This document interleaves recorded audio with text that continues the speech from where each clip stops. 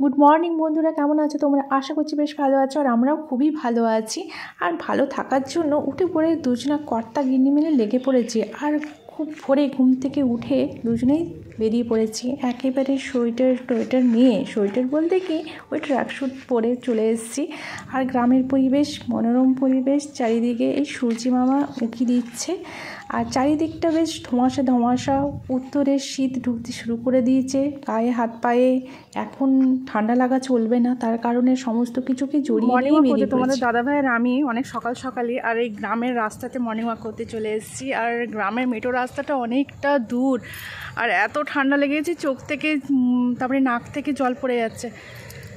আর এই হঠাৎ শীতটা চলে এসছে, তো তার কারণে খুবই অসুবিধা হচ্ছে। আমি তো আর কিছু করতেই পারছি না, মানে মনে হচ্ছে যে রুমাল থাকলে ভালো হয়। মানে চোখের অবস্থা বুঝতেই পারছো কেমন, মানে প্রথম দিকটাতে আমার চোখের জল পড়েছে, আর এখন নাকের জল পড়ছে। এরপর ফিরবো, এরপর বাড়িতেও এখন সমস্ত কাজ বাকি রয়েছে। যাক, প্রথমবার এলাম। এমনিতে আমি ছাদে মর্নিং ওয়াক করি, মানে মর্নিং ওয়াক বলতে কি হাঁটাহাঁটি করি। আর আজকে চলে এসেছি তোমার দাদাভাইয়ের সাথে বাইরে। আর পরিবেশটা খোলা মেলা, গ্রাম সাইডের তো ভালোই হবে পরিবেশ, তো বেশ ভালোই লাগলো প্রথমবার এসে।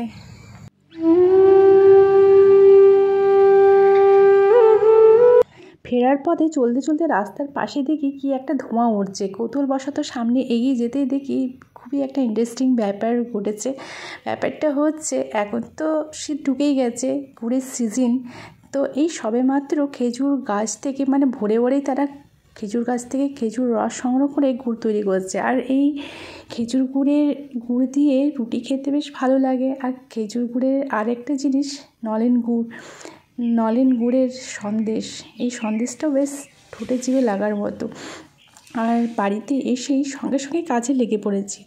কাজে লেগে পড়ে সমস্ত নোংরা বাইরে, ঘরের ভেতর বাইরে সমস্তকে ছাটিয়ে পরিষ্কার করে এক জায়গায় জড়ো করে দিয়েছি। আর তোমাদের দাদাভাই একটু দেরি করে এসছে, তাকে কাজে লাগিয়ে দিয়েছি। কাজেই লেগে পড়েছি একেবারে, দেখতে পাচ্ছ দেরি হয়ে গেছে। আর সমস্ত সকালেই তো বুঝতে পারছো, সমস্ত কাজ সকালে স্টার্ট হয়, ঝাঁট দেওয়া থেকে শুরু করে রান্না বান্না। আমাদের পেটটা তো আর মানবে না, তার জন্য তড়িঘড়ি আমি এখন সেই চেষ্টাই করছি। ক্লিন করে নিলাম ঘরটাকে, আর এখন রান্নাও মানে সিদ্ধ করতে দিয়েছি আমি মটর। আর আজকে কি দিয়েছি, ছোলা, মানে আজকে ঘুগনি করব।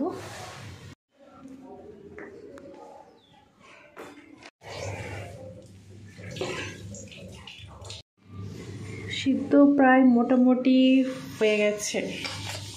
চটপট সমস্ত কাজ সেরে এখন ঘুগনিটা রেডি করে ফেলেছে। আর কালারটা দেখে তো বোঝাই যাচ্ছে ভালো তো হবেই। যখনই ব্যস্ততা চাপ তখনই সমস্যা, যখনই ব্যস্ত থাকবে তখনই সমস্যা। এটা খেতে বসবো, আর এখন এইটার প্রবলেম হয়ে গেছে। আর এটা না হলে কিছুই কাজ হবে না, সব ধোয়া ধুই মাঝামাঝি।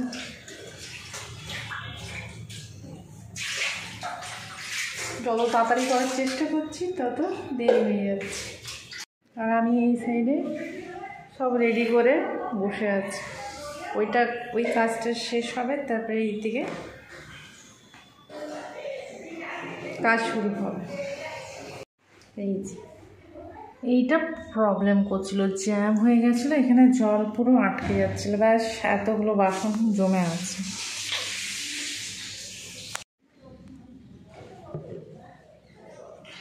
ঘুগনির সাথে কম্বিনেশন কী চাই বলো তো?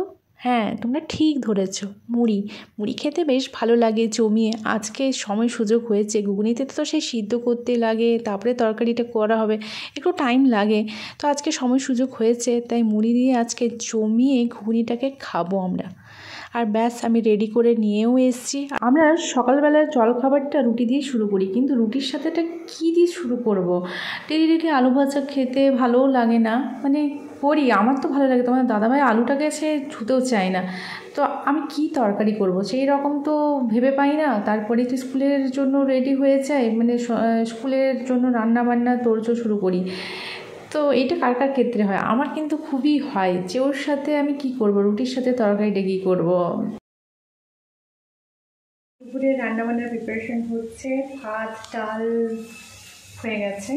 আর কার কার তোমাদের ভালো লাগে ফুলকপির ডাঁটা চচ্চড়ি, তো সেটা দিয়ে একটা চচ্চড়ি হচ্ছে, ফুলকপির মাখা মাখা করবো কারণ ডাল হয়েছে, তো ফুলকপির রসা হবে আর প্লাস এইটা ফুলকপির ডাঁটা দিয়ে চচ্চড়ি। আজকে দুপুরে এটাই মেনু। মাসের শেষ, সবজিও শেষ, হাতও খালি। তো এটা বেশিরভাগ জনেরই হয়। তো সেই রকম সবজিপাতি কিছু নেই, তো কি করব, ফুলকপি শুধু খাবো। তো ফুলকপির সাথে যে ডাঁটাগুলো ছিল সেগুলোকে না ফেলে আজকে ভাবলাম যে সেটা দিয়ে চচ্চড়ি করি। তো অভাবের সংসারে এই দিয়ে টুকটাক করে চালিয়ে ফেলছি। এটা তো অনেকেই করে ফেলে, তো তাই আমিও আজকে সেই ব্যবস্থাটা অবলম্বন করলাম।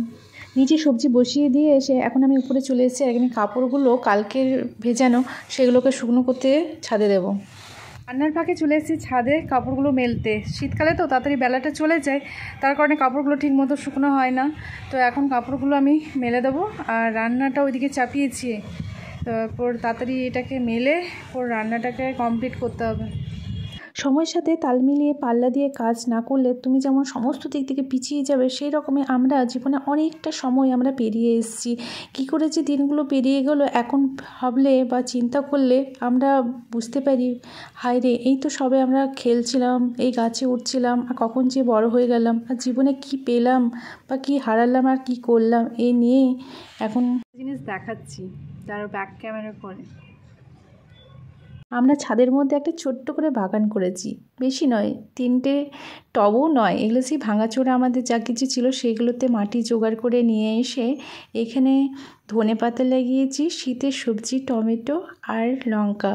এই ফার্স্টবার নিজের হাতে তৈরি করা, মানে আমি আর তোমাদের দাদাভাই কিছু লাগিয়েছি, তো তার প্রতিদানটা হচ্ছে বেশি, সে বেশি করে লাগিয়েছে আর আমিও কিছু দিয়েছি। তো ব্যাস সেগুলো যখন তিল তিল করে বড় হচ্ছে, মানে মনে কি খুশি লাগছে। অনেক সম্পদ রেখেছি, এগুলোই হচ্ছে আমার কাছে সম্পদ। আর তোমাদের দাদা ভাই ও যখন মানে একটু সময় পেলে বাড়িতে থাকলেই মানে ও দৌড়ে ছুট, মানে যতটা না আমার টানা আছে তার থেকে বেশি এগুলোর টান। সত্যিকারের এই ফুল যেমন সবাইকে মোহিত করে, কিন্তু ফলটাও হচ্ছে তার গুণ, যে তার গুণে সে আমাদেরকে বাঁচিয়ে রাখে। অনেকে বাইরের বাহ্যিক সৌন্দর্যকে খুবই পছন্দ করে, কিন্তু সেটা হচ্ছে সাময়িক। যে ফুলটাকে পছন্দ করি না তা নয়, কিন্তু মানুষ অনেক সময় বিচার করে যে তার সুন্দরতা নিয়ে, কিন্তু ফলটা দেখে তো এ তো আমাদেরকে বাঁচিয়ে রাখছে, আর ফুলটা শুধু আমাদেরকে সৌন্দর্য, আমাদেরকে আনন্দ শুধু দেয়। সে কি আমাদেরকে বাঁচিয়ে রাখছে? আমাদেরকে ফলেই কিন্তু আসল বাঁচিয়ে রাখছে। আর এগুলো যে এত যত্নার্থী করছি, আর এগুলোই আমাদেরকে পরে আমাদেরকে বাঁচাবে। ছাদ থেকে নেমে রান্নাটাকে সেরে ফেললাম। এরপর যা কিছু রান্না করতে গিয়ে নোংরা হয়েছে সেগুলোকে এরপর পরিষ্কার করে নেব। তেল চিটচিট হয়ে গেলে আবার তেলের পোকাগুলো সব মানে বাসা বেঁধে নেবে, তার জন্য সমস্ত কিছুকে এরপর পরিষ্কার করে নিচ্ছি। আর সত্যি জীবনটা একটা ছকে বাঁধা, তো তার মধ্যে সমস্ত কিছু গুছিয়ে করে নিতে পারলে জীবনটা মোটামুটি পুরোপুরি না হলেও কিছুটা হলেও স্মুথলি চলবে। যেমন ঠিক সেই স্কুলে পড়ার মতো, স্কুলে তুমি যতদিন থাকবে একটা গণ্ডির মধ্যে খুব ভালো থাকবে, যখনই তুমি কলেজে ভর্তি হবে তখনই তুমি তার পার্থক্যটা ঠিক বুঝতে পারবে। আমি একটা জিনিস অর্ডার দিয়েছিলাম, তা নিতে বাইরে বেরিয়ে এলাম। আমার কাছে এটা নতুন, কারণ টোটোতে করে জিনিস দিতে এসেছে। বেশিরভাগ ক্ষেত্রেই কিন্তু আমি দেখেছি ডেলিভারি বয়রা বাইকে করেই আসে। পার্সেল চলে এলো অনেক কষ্টে, পার্সেল অর্ডার করেছিলাম, অনেক কষ্টে পেয়েছি। আর এই পার্সেলের জন্যই যেদিনটাতে তোমাদের এই রকমটা হয় কি না জানি না, কিন্তু আমার এই রকম হয়, যেদিনটা পার্সেল আসার কথা থাকে সেদিনটাতে মানে অবস্থা খারাপ হয়েছে, কি করব কি না। হয়তো এই বাথরুমে ঢুকলাম, এখন যদি চলে আসে ফোন করে, আর অনেক সময় করে কি না বদমাশ লোকও থাকে, কারণ একবার ফোন রিসিভ না করলে আর তারা ফিরেও ফোন করবে না আর দিতেও আসবে না। তো যদিও পয়সা দেওয়া থাকে না, ওই জন্য একটু রিল্যাক্স থাকি। তো এটার জন্য কালকের থেকে অবস্থা খারাপ হয়ে গেছিলো। যাক আজকে ফাইনালি পেলাম, আর আজ খুব ভয় ছিলাম, কারণ রান্না করতে করতে কখনো ভাবছি এই এলো, কখনো বাথরুমে ঢুকতে মানে অবস্থা খারাপ। ছাদে আজকে গিয়েছি কাপড় মেলতে, সঙ্গে আমি কী বলবো, ফোনটাও নিয়ে গেছি, কারণ বলা যায় না কখন ফোন আসবে। কালকে তো ওই সময় এসেছিলো, কাপড় মেলছে, সেই সময় ফোন এসেছিলো, তোমার দাদাভাই তুলেনি, সেই সময় ও খেতে এসেছিলো, আর চলে গেছে, আর দেয়নি। তো আমি ভাবলাম কে এনে দেবে কিনা, যাক ফাইনালি পেয়ে গেলাম।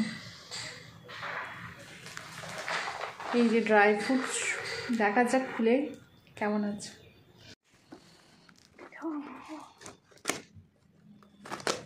ওটা কি ছুরি?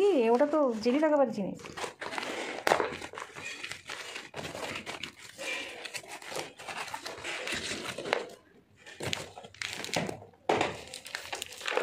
বিকেলবেলায় কি জল খাবার বানাবো সেটা ভেবে ভেবে আলা হয়েছে। তো একটু চিড়ে ছিল, চিড়ে মানে বুঝতে পারছো কী করতে পারি, আর একটু বাদাম রয়েছে, আর ব্যাস ওইটাকে ব্যবস্থা করেছি পেঁয়াজ দিয়ে। এরপর চিড়ের পোলাও হচ্ছে বিকেলের জল খাবার, সিম্পল জল খাবার।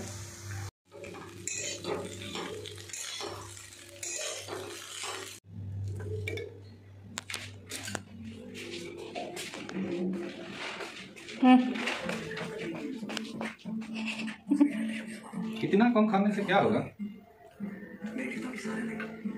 गरम।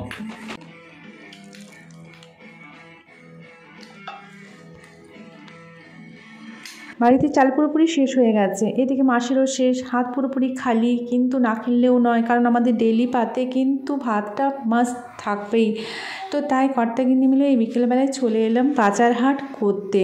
আর এই রকম তালমিল থাকা খুবই ভালো, কিন্তু সব সময় যে তালমিল থাকে সেটা কিন্তু নয়।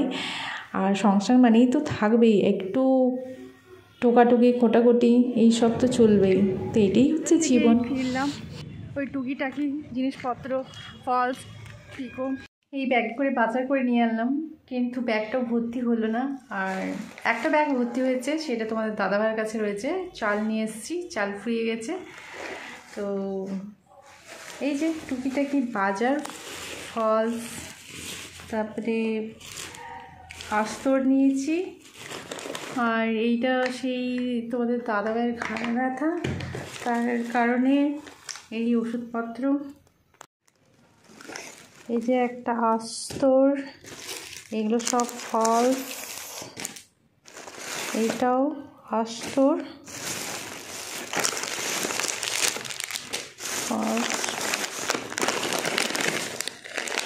বড় একটা চানাচুরের প্যাকেট, সবসময় মুড়ি খাওয়া হয়, তার জন্য বড়ই না হলো খুচুর খুচুর নেওয়ার থেকে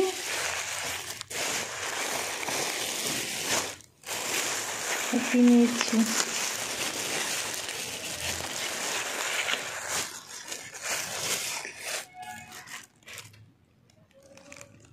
ব্রাশ,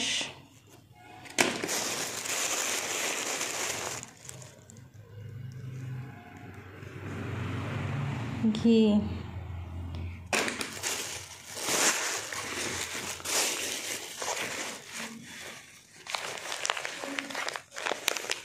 ব্যাস কপুর 1 2 3 4 5। ও মানে এক একটা কপুরের দাম হচ্ছে 1 টাকা করে, মানে 10টা কপুরের দাম 10 টাকা। এইগুলোই টুকিটাকি বাজার। কপুরেও যে একটা মানে এক একটা কপুরের দাম হচ্ছে 1 টাকা করে, মানে 10টা কপুর রয়েছে মানে 10 টাকা। এই না আগে কপুরের দাম কত ছিল। তো ব্যাস এগুলোই আজকের বাজারঘাট।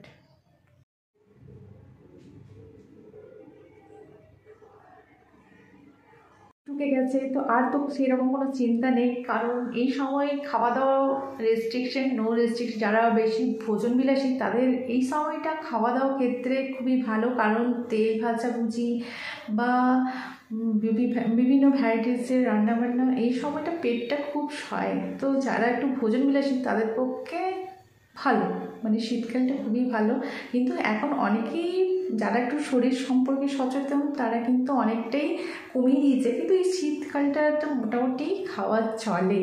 তো যেহেতু আমরাও আজকে সেই রকম কিছু ভাত টাত রান্না করিনি, এই তো বাজার করে নিয়ে আসলাম, তো আজকে ভাবলাম লুচিটাই করে নিই, লুচি আর ঘুগনি দিয়ে আজকে আমাদের রাত্রে ডিনারটা সেরে ফেললাম। তো এখানে আমার ব্লগটা শেষ করছি। তোমাদের কেমন লাগলো আশা করছি বেশ ভালো লাগবে।